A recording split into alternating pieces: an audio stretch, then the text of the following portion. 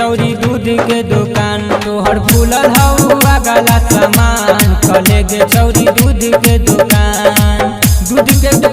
खोली बेच जनी पान दूध के दुकान खोली बेच जनी पान फूलल हवा गला सामान कले गे चौरी दूध के दुकान तोहर फूलल हवा गला सामान कले गे चौरी दूध के दुकान।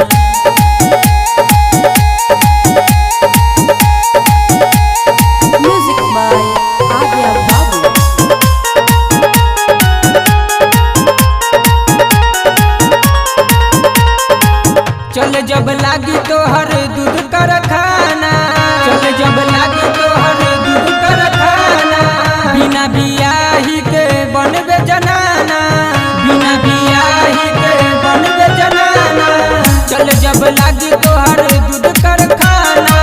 बिना बियाहे के बनबे जनाना बिना बियाहे के बनबे जनाना फूलल हवा गला सामान कले गे चौरी दूध के दुकान तोहर फूलल हवा गला सामान कले गे चौरी दूध के दुकान।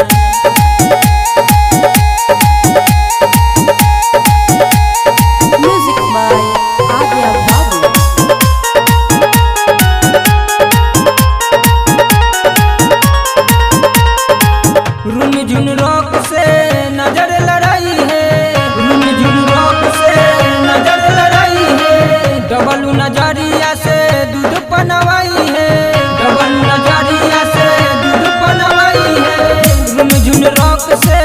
नजर लड़ाई है डबल नजरिया से दूध पनवाई है डबल नजरिया से दूध पनवाई है जिलावा में हो जैतो मान कले गे चौरी दूध के दुकान पूरा जिलावा में हो जैतो मान कले गे चौरी दूध के दुकान।